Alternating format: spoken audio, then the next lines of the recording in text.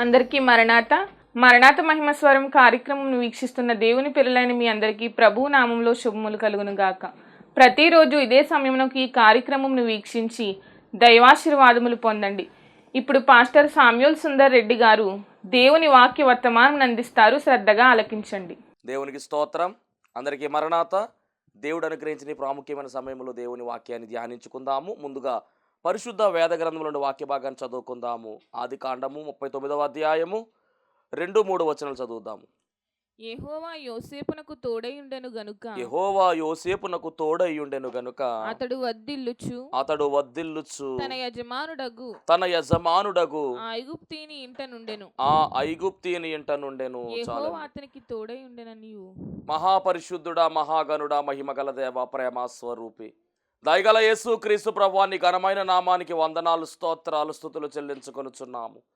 శ్రేష్టమైనటువంటి సమయము మాకు దానముగా ఇచ్చావు దేవా, నీకు వందనాలు. ఈ శ్రేష్టమైన సమయములో నీ మాటలు వినాలని ప్రభువా, నీ బిడ్డలను మేమును ఎదురు చూస్తూ ఉన్నాము, వేచి ఉన్నాము, నిలిచి ఉన్నాము, ఆశపడుచూ ఉన్నాము.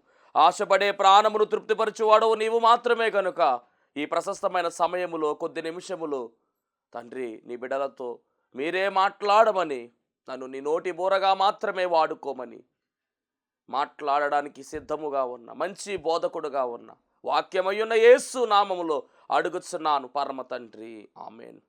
దేవనామమున మీ ఎల్లరికూ కూడా శుభములు కలుగునుగాక, ఆమెన్. అందరూ బాగున్నారమ్మా?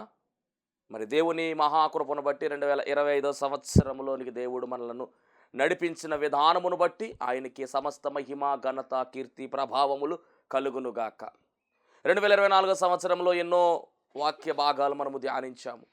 మరి 2025వ సంవత్సరంలో కూడా దేవుని మహాకృపను బట్టి అంతకు మించి మనము వాక్య ధ్యానంలోనికి వెళదాం. ఎందుకు అంటే వాక్యము చాలా శ్రేష్టమైనది. వాక్యము మనలను జీవింపజేసేదిగా ఉంది. దేవుని వాక్యము చాలా ప్రాముఖ్యమైనది. మనుష్యుడు రొట్టె వలన మాత్రము కాదు కానీ దేవుని నోట నుండి వచ్చి ప్రతి మాట వలన జీవించును అని పరిశుద్ధ గ్రంథమైన బైబిల్ గ్రంథములో మనము చూస్తూ ఉన్నాం. అంత మాత్రమే కాదు, యేసుక్రీస్తు ప్రభువు వారు కూడా ఈ మాటల గురించి చెప్పారు. అవును, వాక్యాన్ని మనము ధ్యానించాలి, వాక్యాన్ని మనము పఠించాలి, వాక్య ధ్యానం మనము చేసి ఆ వాక్యాన్ని మన గుండెలలో, మన హృదయంలో నింపుకోవాలి. వాక్యములో ఉదకసానము చేయబడాలి. వాక్యము మనలను జీవింపచేస్తుంది కనుక వాక్యమయ్యున్న యేసును మనము అర్థం చేసుకోవాలి. అలా అంటే వాక్యాన్ని మనం వినాలి. విని విడిచిపెట్టే వారముగా ఉండకూడదు. విని ఆ వాక్యము చెప్పున మనము నడిచే వారముగా, వాక్యాన్ని అనుసరించే వారముగా మనము ఉంటే మన జీవితాలు అద్భుతముగా వర్ధిల్లుతాయి. ఆశ్చర్య కార్యాలు మన జీవితాల్లో జరుగుతాయి. మరి అలాంటి శ్రేష్టమైనటువంటి సమయాన్ని దేవుడు మనకిచ్చాడు. కాబట్టి సమయాన్ని వృధా చేయకుండా వాక్యంలోనికి వెళదాము. చదవబడినటువంటి మూల వాక్యాన్ని మనం పరిశీలన చేద్దాం. ఆది కాండ గ్రంథం 39వ అధ్యాయము 2వ వచనము 3వ వచనము మరొక పర్యాయము చదువుకుందాము. యెహోవా యోసేపునకు తోడయ్యుండెను గనుక అతడు వర్ధిల్లుచుండెను. చాలండి, దేవుడు యోసేపునకు తోడయ్యున్నాడు గనుక అతడు వర్ధిల్లుచున్నట్టుగా రాయబడింది. అనగా పరిశుద్ధ గ్రంథమైన బైబిల్ గ్రంథములో మనము గమనించినట్లయితే దేవుడు యొక్క తోడు గురించి చాలా అద్భుతమైనటువంటి మాటలు ఉన్నాయి. దేవుని కలిగినటువంటి మనము ఆయన తోడు లేకుండా ఏమీ చేయలేము. ఆయన కృప లేకుండా మనము ఏమీ చేయలేము. ఆయన సహాయము లేకుండా మనము ఏమీ చేయలేము. మరి దేవుని పిల్లలుగా పిలువబడుతున్నటువంటి మనము ప్రతి విషయంలో కూడా దేవుని సహాయమును మనము కోరవలసిన వారమై ఉన్నాము. ఆయన తోడు ఉంటేనే ఏదైనా మనము సాధించగలమనే విషయాన్ని ఈరోజు ఈ వాక్యము ద్వారా తెలియచేస్తూ ఉన్నాను. పరిశుద్ధ గ్రంథములో భక్తులు ఉన్నారు, పరిశుద్ధ గ్రంథములో ప్రవక్తలు ఉన్నారు, పరిశుద్ధ గ్రంథములో పెద్దలు ఉన్నారు. మరి ఎవరు ఉన్నప్పటికీ విశ్వాస వీరులు ఉన్నారు. వీరందరూ కూడా దేవుని తోడు కలిగి ముందుకు సాగినట్టుగా పరిశుద్ధ గ్రంథమే మనకు తెలియజేస్తూ ఉంది. ఉదాహరణ మనం గమనించినట్లయితే అబ్రహాము విషయంలోనికి వెళ్ళినట్లయితే అబ్రహాము గురించినటువంటి చరిత్ర అద్భుతమైనటువంటి చరిత్ర. అబ్రహామును దేవుడు పిలుచుకున్నాడు. ఎలాంటి పిలుపు అంటే కనుక మరి అద్భుతముగా ఆ 12వ అధ్యాయము, ఆదికాండం 12వ అధ్యాయము మొదటి వచనం మనం గమనిస్తే గనక అక్కడ అబ్రహాము యొక్క పిలుపును గురించినటువంటి మాట ఉంది. ఒకసారి చదువుదాం, జ్ఞాపకం చేస్తున్న ఈ మాటలన్నీ కూడా. అంటే దేవుని తోడు గురించినటువంటి చరిత్ర ఈరోజు మనం నేర్చుకోవాలి. ఇదే ఈరోజు మన అంశము. ఆదికాండం 12వ అధ్యాయము మొదటి వచనము, యెహోవా నీవు లేచి నీ దేశము నుండి అబ్రహాము గారికి చెప్తున్నటువంటి మాట, నీవు లేచి నీ దేశము నుండి, ఒకటి నీ బంధువుల యొద్ద నుండి, రెండు నీ తండ్రి ఇంటి నుండి, మూడు నేను నీకు చూపించు దేశమునకు వెళ్ళము. ఇది అబ్రహాము గారికి దేవుడు చెప్పినటువంటి మాట. నీ దేశము నుండి, నీ బంధువుల యొద్ద నుండి, నీ తండ్రి ఇంటి నుండి బయలుదేరి నేను నీకు చూపించు దేశమునకు వెళ్ళము. ఈ ఒక్క మాట పట్టుకున్నాడండి అబ్రహాము. పట్టుకో వాక్యాన్ని, దేవుడు ఖచ్చితంగా అద్భుతాలు జరిగిస్తాడు. ఈ వాక్యాన్ని ఆయన పట్టుకున్నాడు అబ్రహాము. పట్టుకున్నాడు కాబట్టి ఈరోజు అబ్రహాము దేవుడు ఏం చెప్తే అది చేయడానికి ముందుకు వెళ్ళాడు. చిత్తము ప్రభువా అనేటటువంటి మనస్తత్వం కలిగిన వాడు అబ్రహాము. దేవుడు ఏం చెప్తే దానికి ఓకే, మరి ఒక మాట మాట్లాడేవాడు కాదు. అబ్రహామా, నీకు పుట్టినటువంటి నీ ఒక్కగానొక్క కుమారుడు నాకు బలిగా ఇవ్వి అని అడిగితే ఓకే ప్రభువా అన్నాడు, చిత్తం ప్రభువా అన్నాడు. ఇది అబ్రహాముకు ఉన్నటువంటి గొప్పతనం. అంటే అబ్రహాము తాను పట్టుకున్నటువంటి వాక్యాన్ని నమ్మాడు, బలమైనటువంటి వాక్యాన్ని పట్టుకున్నాడు. దేవుని మాటే వేదవాకుగా భావించుకున్నాడు. దేవుడు ఏం చెప్తే అది చేయడానికి సిద్ధమైపోయాడు. మరి ఈరోజు వాక్యం ఏంటో నీవు ఎలాగున్నావు? దేవుని మాటను, దేవుని వాగ్దానాన్ని పట్టుకుంటున్నావా? నిర్లక్ష్యం చేస్తున్నావా? విడిచిపెడుతున్నావా? ఇది నాకు కాదులే, మంచి అంతా కూడా తీసుకుని కఠినమైనటువంటి మాటలు కనుక వస్తూ ఉంటే ఇవి నావి కాదు అని విడిచిపెడుతున్నావేమో, జాగ్రత్త. దేవుడు బోధకుల ద్వారా మాట్లాడతాడు, దైవ సేవకుల ద్వారా దేవుడు మాట్లాడతాడు, పరిశుద్ధ గ్రంథం చదువుతున్నప్పుడు దేవుడు మాట్లాడతాడు. అనేక రీతులుగా, అనేక రకాలుగా దేవుడు మాట్లాడుతూ ఉంటాడు. అలాంటప్పుడు మనము జాగ్రత్తగా గమనించాలి. ప్రార్థనలో మనం అందరం కనిపెట్టాలి. ఆ మాటలు ఎవరి కొరకు దేవుడు మాట్లాడాడో, దేవుని చిత్తం ఏమిటో, దేవుని ఉద్దేశం ఏమిటో, దేవుని నిర్ణయం ఏమిటో మనం తెలుసుకోవాల్సిన వారమై ఉన్నాము.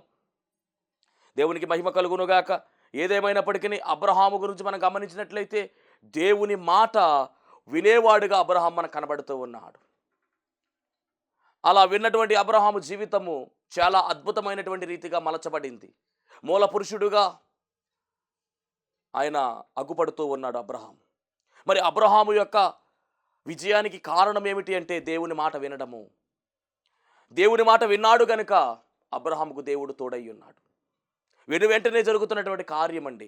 మనము దేవుని మాట వింటే దేవుడు మనకు తోడై ఉంటాడు. దేవుడు తోడై ఉంటేనే ఏదైనా మనం సాధించగలం. ఈరోజు అబ్రహాము విశ్వాసులందరికీ తండ్రిగా, ఒక విశ్వాస వీరుడుగా కనబడుతూ ఉన్నాడు, ఒక యోగ్యుడిగా కనబడుతూ ఉన్నాడు.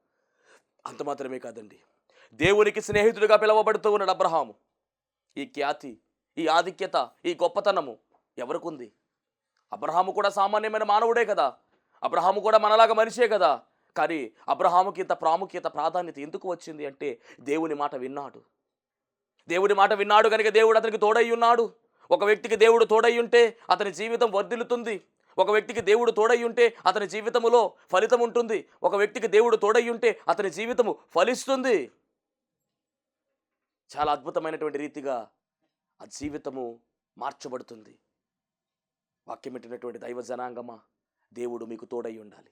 ఈ 2025 సంవత్సరం అంతా కూడా దేవుని తోడు మీకు ఉండాలి. ఆయన తోడు లేకపోతే మనం ఏమీ చేయలేము. ఈరోజు పరిశుద్ధ గ్రంథంలో భక్తుల జీవితాల్లోనికి మనం వెళుతూ ఉన్నాం. యోసేపు గురించి మనం చదువుకున్నాం. యోసేపు కన్నా ముందు అబ్రహాము గురించి మనం చూసినట్లయితే అబ్రహాం మూల పురుషుడుగా ఉన్నాడు కాబట్టి దేవుడు అబ్రహాముకు తోడై ఉన్నాడు కనుకనే ఘనమైన విజయాలు సాధించాడు. పిలుపునందుకున్నటువంటి అబ్రహాము యొక్క ప్రస్తావం చాలా గొప్పది.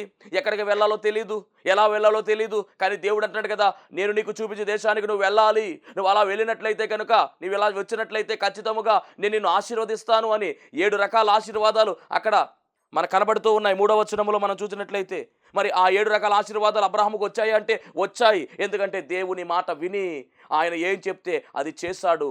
వెళ్ళమన్నటువంటి ప్రదేశానికి వెళ్ళాడు. అబ్రహాము బయలుదేరే సమయానికి ఎక్కడికి వెళ్ళాలో తెలియదు. ఆయన ప్రయాణం చేస్తున్నప్పుడు దేవుడు చెప్పేవాడు, ఇదిగో పలానా ప్రాంతానికి వెళ్ళంటే ఆ ప్రాంతానికి వెళ్ళేవాడు. మరలా అక్కడి నుంచి మరలా వేరే ప్రాంతానికి వెళ్ళమంటే వేరే ప్రాంతానికి వెళ్ళేవాడు. ఇలా అబ్రహాము దేవుడు ఏం చెప్పినా కానీ దానికి చేయడానికి సిద్ధముగా ఉన్నాడు. అందుకనే అబ్రహాముకు దేవుడు తోడై ఉన్నాడండి. ఒకనొక సందర్భంలో దేశము కాని దేశంలో అబ్రహాము యొక్క ఎదుగుదల చూసి ఆ దేశం యొక్క రాజుగారు వచ్చి అబ్రహాముతో మాట్లాడుతూ ఉన్నాడు. చూడండి ఎంత అద్భుతమైన మాట. ఆదికాండం 21వ అధ్యాయము 22వ వచనాన్ని చదువుతాం. ఆదికాండం 21:22.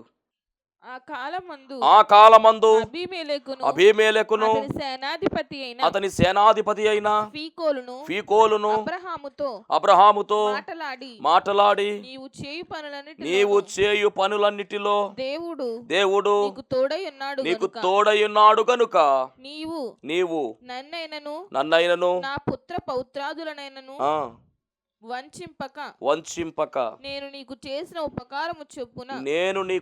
ఉపకారము చొప్పున నాకును నీవు పరదేశమై ఉన్న ఈ దేశమునకు చేసదనని దేవుని పేరట ఇక్కడ నాతో ప్రమాణము చేయమని చెప్పెను. ఏదేమైనా 22వ వచనంలో రాయబడినటువంటి మాట, ఆ కాలమందు అబీమెలెకును అతని సేనాధిపతి అయిన ఫీకోలును. ఈ అబీమెలెకు ఎవరు అంటే కనుక గెరారు రాజు. గెరారు ప్రాంతములో అబ్రహాము ఉన్నాడు. ఆ గెరారుకు రాజు ఎవరంటే అబీమెలెకు, ఒక అన్యుడు. ఈ అబీమెలెకు అబ్రహాము దగ్గరకు వచ్చి, ఈ అబీమెలెకు కూడా అతని సేనాధిపతి అయిన ఫీకోలు ఇద్దరు కలిసి వచ్చి అబ్రహాముతో అంటున్నటువంటి మాట ఏమిటంటే, నీవు చేయు పనులన్నిటిలోనూ నీ దేవుడు నీకు తోడుగా ఉన్నాడు, నీవు చేయు పనులన్నిటిలో దేవుడు నీకు తోడై ఉన్నాడు అని చెబుతూ ఉన్నాడు. అంటే ఒక అన్యరాజు అబ్రహాము దగ్గరకు వచ్చి ఇచ్చిన సాక్ష్యం ఏమిటి అంటే, అబ్రహామా నువ్వు ఇంత విజయము సాధిస్తున్నావు అంటే మామూలు విషయము కాదు, నీ జీవితంలో ఫలింపు ఉందంటే మామూలు విషయము కాదు, నీ వెనకాల ఎవరు ఉన్నారంటే దేవుడు ఉన్నాడు, నీ వెనకాల దేవుడు నీకు తోడై ఉన్నాడు కనుకనే ఈ విజయము నీకు వస్తుంది అని అబ్రహామును గురించి అక్కడ అబీమెలెకు అనేటటువంటి రాజు మాట్లాడుతూ ఉన్నాడు. అబ్రహాము గురించి మాత్రమే కాదండి, అబ్రహాము యొక్క విజయానికి కారణమైనటువంటి అబీమెలెకు చెబుతున్నటువంటి మాట మనం గమనిస్తే ఆ విజయానికి కారణం ఎవరంటే దేవుడే ఆ విజయానికి కారణం. అంటే అబీమెలెకు మాటలు ఎలా ఉన్నాయి అంటే కనుక, అబ్రహామా నీకు దేవుడు తోడై ఉన్నాడయ్యా, నీకు దేవుడు తోడుగా ఉన్నాడు కాబట్టి నీ విజయం సాధిస్తున్నావు, ఎక్కడికి వెళ్ళినా ఫలిస్తూ ఉన్నావు. మా దేశము కాని దేశంలో నీకు ఇంత విజయము ఇంత ఆస్తి ఎలా వచ్చింది అంటే దేవుడు తోడై ఉన్నాడు. ఎంత అద్భుతమైనటువంటి సాక్ష్యం ఇది, ఎంత అద్భుతమైనటువంటి అనుభవం ఇది. ఇలాంటి అనుభవంలోనికి మనం వెళ్ళాలి, ఇలాంటి సాక్ష్యాన్ని మనం పొందుకోవాలి. ఇతరులు మనల్ని చూసి సాక్ష్యం ఇవ్వాలి అంటే మన జీవితము ఎలా ఉండాలి అంటే ఆశీర్వాదకరముగా ఉండాలి. అలా ఉండాలి అంటే దేవుడు ఖచ్చితంగా తోడై ఉండాలి. దేవుడు తోడై ఉండాలంటే ఆయన మాట మనము వినేవారముగా ఉండాలి, ఆయన వాక్యాన్ని మనము అనుసరించే వారముగా ఉండాలి, ఆయన సన్నిధిలో మనం గడిపే వారముగా ఉండాలి, ఆయనను వేడుకునే వారముగా ఉండాలి. ఒక మాటలో చెప్పాలంటే ఎప్పుడూ కూడా ఆయన విడిచిపెట్టకుండా ఆయన వెంబడించే వారముగా ఉండాలి. అలా ఉంటే దేవుడు ఖచ్చితంగా తోడుగా ఉంటాడు. ఆయన తోడుగా ఉంటే అభివృద్ధి జరుగుతుంది. ఏ తెగులు కూడా నీ గుణారమును ముట్టదు. నీవు చేయు పనులన్నీ కూడా సఫలమవుతాయి. నీకు విరోధముగా రూపొందించబడినటువంటి ఏ ఆయుధము కూడా వర్ధిల్లదు. దేవునికి మహిమ కలుగునుగాక. అద్భుతమైనటువంటి మాట కదా ఇది, అద్భుతమైనటువంటి వాగ్దానము కదా. ఈరోజు మరి ఒక గెరారు రాజు గారు వెళ్ళి అబ్రహాముకు చెప్తున్నటువంటి మాట అంటే దేవుడు తోడై ఉన్నాడు కనుకనే ఇంత విజయము సాధిస్తున్నాడు అబ్రహాము అని రాజుగారు వెళ్ళి చెబుతూ ఉన్నారు. అలా అబ్రహాము జీవితం అంతా కూడా విజయంలోనే వెళ్ళింది. 25 సంవత్సరాల తర్వాత దేవుడు అబ్రహామును దర్శించాడు. 25 సంవత్సరాలకు మాట ఇచ్చినటువంటి వాగ్దానము, దేవుడిచ్చిన వాగ్దానము ఏమిటి అంటే, ఇదిగో నీకు సంతాన భాగ్యం ఇస్తాను అని చెప్పాడు దేవుడు. అటు రీతిగానే అబ్రహామును దేవుడు దర్శించి చక్కని రీతిలో ఇస్సాకును మరి దానముగా ఇచ్చాడు. ఇస్సాకును దానముగా ఇచ్చిన తర్వాత ఆ ఇస్సాకు కూడా పెరిగి పెద్దయిన తరువాత ఇస్సాకు జీవితంలో కూడా గమనించాలి, అబ్రహాము ఏ విధముగా దీవెన పొందుకున్నాడో అదే దీవెన, అదే ఆశీర్వాదము దేవుడు ఇస్సాకు కూడా అనుగ్రహించాడు. ఒక సందర్భంలో అంటాడు కదా, నీ తండ్రి అబ్రహాము నేను చెప్పినటువంటి మాటలు విన్నాడు, నా మాటను అనుసరించాడు, ఇప్పుడు నీవు కూడా అటు రీతిగా ఉన్నట్లయితే నిన్ను కూడా నేను ఆశీర్వదిస్తాను ఇస్సాకు అని దేవుడు అంటే ఇస్సాకు దానికి ఒప్పుకున్నాడు. దేవుని యొక్క మాట ప్రకారమే తండ్రి అయినటువంటి అబ్రహాము ఏ విధముగా అయితే కొనసాగాడో అలాగే ఇస్సాకు కూడా అదే విధముగా కొనసాగాడు. మరి అబ్రహామును దీవించిన దేవుడే ఇస్సాకును కూడా దీవిస్తూ ఉన్నాడు. చూద్దాం, సేమ్ సిచ్యువేషన్ జరిగిందండి ఇస్సాకు జీవితంలో కూడా. ఇస్సాకు కూడా పరాయు దేశము అనగా గెరారు దేశములోనికి కాపురము వెళ్ళినప్పుడు అక్కడ ఏం జరుగుతుందో చూద్దాం. ఆదికాండం 26వ అధ్యాయము 28వ వచనం. ఆదికాండం 26:28. వారు నిశ్చయముగా యెహోవా నీకు తోడైయుండుట చూచితిమి గనుక మనకు అనగా మాకును మీకును మధ్య ఒక ప్రమాణం ఉండవలెనని మేము నిన్ను ముట్టక ఆ, నీకు మేలే తప్ప ఆ, మరేమియూ చేయక ఆ. నిన్ను సమాధానముగా పంపివేసితిమి గనుక గనుక నీవును మాకు నీవును మాకు కీడు చేయకుండునట్లు నీతో నిబంధన చేసుకొందుమని చాలండి అనుకొంటిమి. అనుకొంటిమి. ఏదేమైనా ఇక్కడ కూడా చెప్తున్నటువంటి మాట ఏమిటంటే, వారు నిశ్చయముగా యెహోవా నీకు తోడయుండుట చూచితిమి అంటున్నారు. ఎవరు వీరు? ఎవరు వీరు అంటే కనుక 26వ వచనం చూద్దాం. 26వ వచనం ఎవరు వీరు అక్కడ రాయబడింది. అంతటా అబీమెలెకును అతని స్నేహితుడైన ఒక్కసారి అబీమెలెకు అంటే ఆయనే ఎవరు అంటే గెరారు రాజు, తండ్రి గారు అబ్రహాము కాలంలో ఉన్నటువంటి గెరారు రాజే ఈ రాజు. మరి తండ్రి దగ్గరికి వెళ్ళినటువంటి ఆ యొక్క అబీమెలెకే కుమారుడు ఇస్సాకు దగ్గర కూడా వస్తున్నాడు. దేవుడు ఎంత గొప్ప దేవుడు చూడండి. అబీమెలెకును అతని స్నేహితుడైన అహుజతును అతని సేనాధిపతి అయిన పీకో. అదిగోండి, ఇతను కలిశాడు తప్ప ఇక్కడ ఇందాక కూడా ఫీకోలే ఉన్నాడు. అంటే ఇందాక అబ్రహాము దగ్గరికి వెళ్ళి, ఇందాక అంటే మధ్యలో చాలా సంవత్సరాలు ఉన్నాయండి. ఆ సంవత్సరాల గ్యాప్లో గమనిస్తే అప్పుడు రాజుగారు ఎవరంటే అబీమెలెకే, సైన్యాధిపతి ఎవరు అంటే కనుక ఫీకోలే. ఇప్పుడు గెరారు నుండి అతని యొద్దకు వచ్చారు. వెళ్ళి అప్పుడు చెప్తున్నటువంటి మాట ఏమిటంటే, దేవుడు నీకు తోడై ఉన్నాడయ్యా ఇస్సాకు అని చెప్తున్నాడు. ఎందుకు దేవుడు తోడై ఉన్నాడని చెప్తున్నారంటే, ఇస్సాకు దేశము కాని దేశం వెళ్ళాడు, పరాయి దేశం వెళ్ళాడు. అయినప్పటికీ దేవుడు తోడుగా ఉన్నాడు కనుక ఇస్సాకు ఏ పని చేసినా కానీ అది వృద్ధిలోనికి వచ్చింది, ఫలింపులోనికి వచ్చింది. ఇస్సాకు ఆశీర్వాదం పొందుకున్నాడు. ఇస్సాకు యొక్క ఆశీర్వాదాన్ని చూసి జనులు ఆశ్చర్యపోయారు. ఈ రాజుగారికి తెలుసు, దేవుడు తోడుగా ఉంటే ఒక వ్యక్తి అభివృద్ధి పొందుతాడు, దేవుడు తోడుగా ఉంటే ఒక వ్యక్తి ఆశీర్వాదం పొందుకుంటాడు, దేవుడు తోడుగా ఉంటే ఒక వ్యక్తి జీవితము ఫలవంతమైన జీవితము, ఫలింపు జీవితము అవుతుందనే సత్యము ఈ గెరారు రాజు అయినటువంటి అబీమెలెకు ముందే తెలుసు. కాబట్టి వెంటనే వచ్చేసాడండి. దేవునికి స్తోత్రం. నిజంగా ఎంత ఆశీర్వాదం పొందుకున్నాడు ఇస్సాకు అంటే, అదే అధ్యాయం 26వ అధ్యాయం ఆదికాండం 26వ అధ్యాయము 12వ వచనం చదువుదాం. ఎంత అద్భుతమైన ఆశీర్వాదం అది. ఇస్సాకు ఆ దేశమందున్నవాడై విత్తనము వేసి ఆ సంవత్సరము నూరంతల ఫలము పొందెను. ఒక్క మాట, ఆ దేశమందు అంటే ఏ దేశము అంటే ఈ గెరారు దేశం. ఇస్సాకు ఆ దేశము సొంత దేశము కాదు, పరాయి దేశానికి వెళ్ళాడు. అక్కడ పంట వేస్తే, విత్తనము వేస్తే ఆ సంవత్సరము 100 ఫలము, 30 కాదు, 60 కాదు, ఎంత అంటే కనుక 100 ఫలాన్ని పొందుకున్నాడంటే ఎంత గొప్ప ఆశీర్వాదము. తర్వాత యెహోవా అతన్ని ఆశీర్వదించెను కనుక ఆ మనుష్యుడు గొప్పవాడాయెను. అంటే ఒక వ్యక్తి గొప్పవాడు కావాలి అంటే ఖచ్చితంగా యెహోవా ఆశీర్వదించాలి. అవును, యెహోవా ఆశీర్వాదము ఐశ్వర్యం ఇచ్చును అని లేఖనములో రాయబడిన మాట మనం బాగుగా ఎరిగిన వారమై ఉన్నాము. దేవుడు మనను ఆశీర్వదిస్తే మనము గొప్పవారం అవుతాం. దేవుడు మనల్ని ఆశీర్వదిస్తే మనము ఉన్నవారం అవుతాం అనే విషయాన్ని కూడా గమనించాలి. దేవునికి మహిమ కలుగును గాక. అంత మాత్రమే కాదండి, 13వ వచనం, అతడు మిక్కిలి గొప్పవాడగు వరకు క్రమక్రమముగా అభివృద్ధి పొందుచూ వచ్చెను. మిక్కిలి గొప్పవాడు అగు వరకు క్రమక్రమముగా అభివృద్ధి పొందుకుంటా వచ్చాడండి. ఎంత అభివృద్ధికి కారణం ఒకటే, దేవుడు ఇస్సాకుకు తోడై ఉన్నాడు. ఇదంతా కూడా ఆ రాజుగారు చూశారు. అబ్రహాం విషయంలో రాజుగారు చూశారు. ఇప్పుడు కొడుకైన ఇస్సాకు విషయంలో కూడా ఈ రాజు చూసి అనుకుంటున్నాడు కదా, ఇతడు ఎంత విజయం ఎందుకు సాధిస్తున్నాడంటే ఖచ్చితంగా దేవుడు ఇతనికి తోడై ఉన్నాడు. ఇతని తండ్రి దేవుడైనటువంటి యెహోవా దేవుడే ఇతను కూడా తోడై ఉన్నాడు అని అతని దగ్గరికి వెళ్ళి, ఇస్సాకు దగ్గరికి వెళ్ళి సాక్ష్యమిస్తూ ఉన్నాడు. అలా చెబుతూ, అయ్యా మమ్మల్ని ఏమీ చేయొద్దయ్యా అని మరి ఆయన ఒక ప్రమాణము చేయించుకుంటున్నాడు. ఏదేమైనా కానీ గమనించాలి, అబ్రహాముకు దేవుడు తోడై ఉన్నాడు, గొప్ప విజయాలు సాధించాడు. ఇస్సాకుకు దేవుడు తోడై ఉన్నాడు, గొప్ప విజయాలు సాధించాడు. వృద్ధిలో అభివృద్ధి కూడా మనం చూస్తూ ఉన్నాం. ఇస్సాకు జీవితం అంతా కూడా అద్భుతమైనటువంటి జీవితం, చాలా అద్భుతమైనటువంటి జీవితము. గొప్ప ధ్యానపరుడుగా, ప్రార్థనాపరుడుగా ఇస్సాకు మనకు కనబడుతున్నాడు. ఆ తరువాత క్రమంలో మనం గమనిస్తే ఇస్సాకు తర్వాత ఎవరు వచ్చారంటే యాకోబు వచ్చాడు. యాకోబు జీవితంలోని కూడా మనం వెళ్ళాలి ఈరోజు. ఆదికాండం 28వ అధ్యాయము 15వ వచనం. 28:15. ఇదిగో ఆ, నేను నీకు తోడై ఉండి ఇదిగో నేను నీకు తోడయ్యుండి నీవు వెళ్ళు ప్రతి స్థలమందు నీవు వెళ్ళు ప్రతి స్థలమందు నిన్ను కాపాడుచు ఈ దేశమునకు ఆ, నిన్ను మరలా రప్పించదను. ఈ దేశమునకు నిన్ను మరల రప్పించెదను. నేను నీతో చెప్పినది నెరవేర్చు వరకు నిన్ను విడువనని చెప్పగా. దేవుడే వాగ్దానం చేస్తున్నాడండి.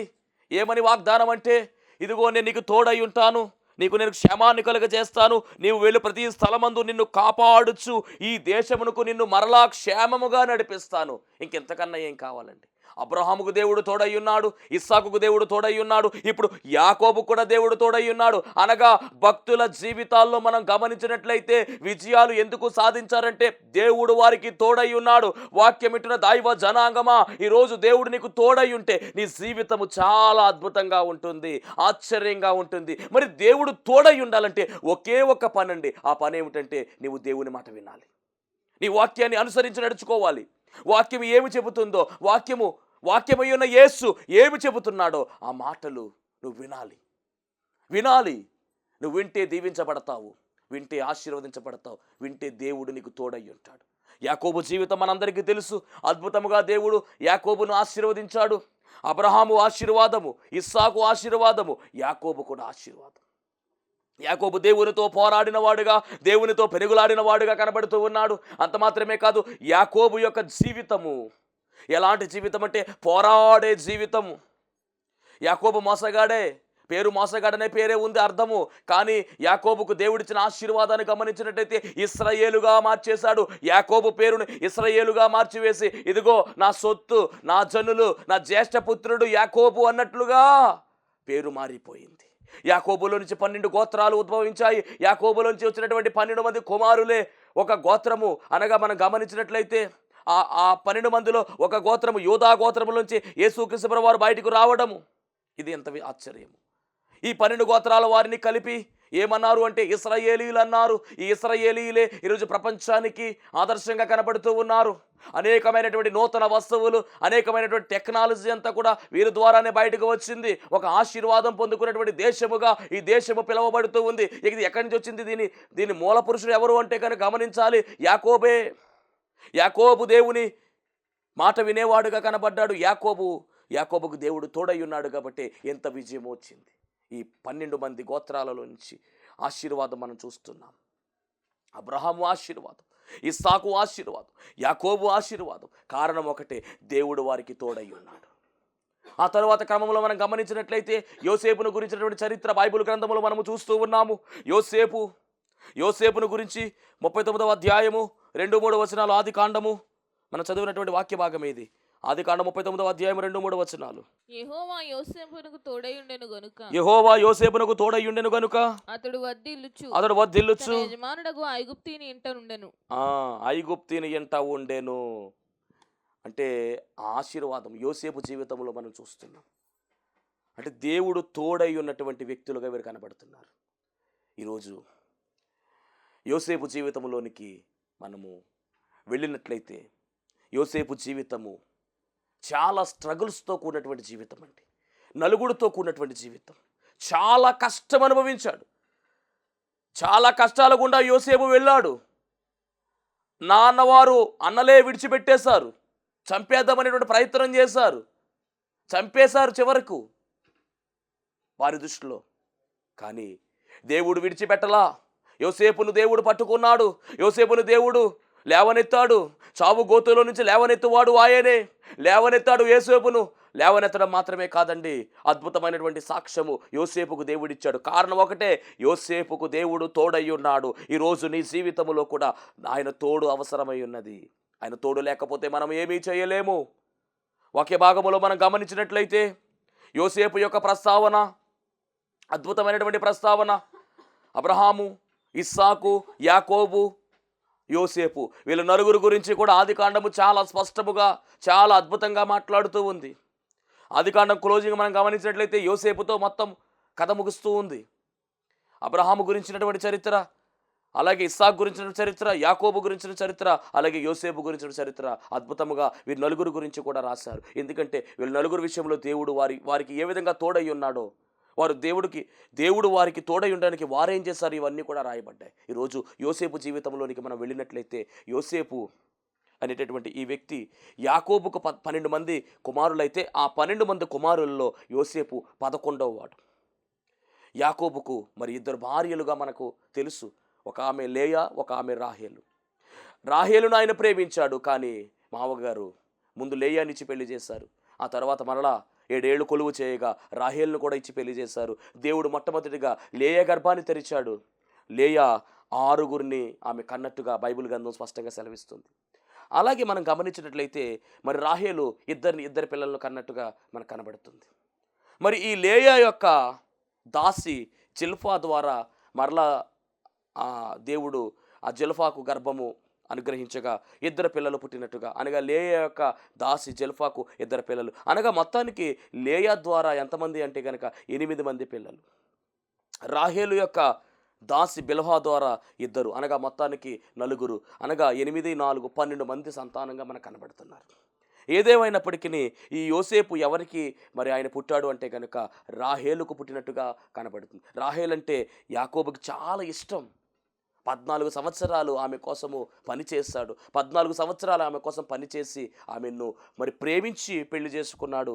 కానీ మరి గమనించాలి, సంతానము ఆలస్యమైంది. అయినప్పటికీ కూడా మరి యోసేపు యాకోబు యొక్క వృద్ధాప్యంలో పుట్టడం కారణంగా ఈ యాకోబు యోసేపును చాలా అమితంగా ప్రేమించినట్టుగా బైబిల్ గ్రంథంలో మనం చూస్తూ ఉన్నాం. చాలా చిన్నవాడు. మహాపరిశుద్ధుడ మహిమగల దేవ ప్రేమ స్వరూపి దయగల యేసుక్రీస్తు ప్రభువా నీ ఘనమైన నామానికి వందనాలు, స్తోత్రాలు, స్తుతులు చెల్లించుకుంటున్నాం.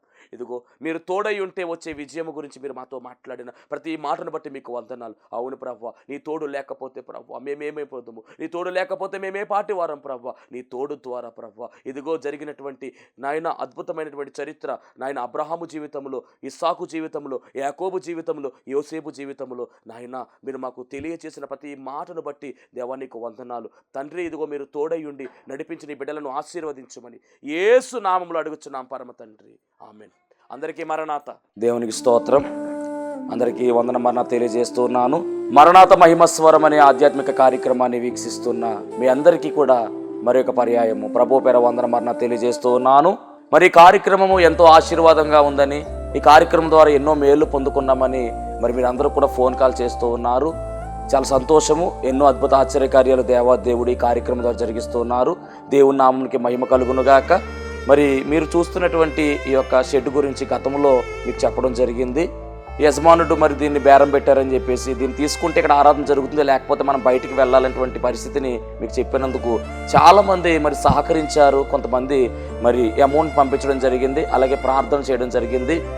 దేవుని మహాకృపను బట్టి పంపించినటువంటి కొంత అమౌంట్ మరి యజమానుడికి కట్టడం జరిగింది. ఇంకా చాలా అమౌంట్ మనము వారికి ఇవ్వాల్సి ఉంది. కనుక మరి ఈ కార్యక్రమాన్ని వీక్షిస్తున్నటువంటి మీకు ఎవరికైనా కనుక ప్రేరేపణ కలిగినట్లయితే కనుక మరి మీ వంతు సహకారాన్ని అందించండి. ఈ దీన సేవకునికి మీ యొక్క సహకారం అందించి ఈ సేవను మరి ముందుకు వెళ్ళేలాగా సహకరించవలసిందిగా ప్రభు పేరు తెలియజేస్తూ ఉన్నాను. మీకు ఎవరికైనా కనుక మరి ప్రేరేపణ కలిగినట్లయితే కనుక స్క్రీన్ మీద కనపడుతున్నటువంటి ఆ నెంబర్కి ఫోన్పే చేయండి, లేదా ఫోన్ చేసినట్లయితే కనుక నేనే స్వయంగా మాట్లాడతాను. మీ సహకారాన్ని అందించండి. ప్రభు పనిలో మీరు కూడా పాలి భాగస్తులు కావాల్సిందిగా ప్రభు పేరు తెలియజేస్తున్నాను. అందరికీ మరణాత.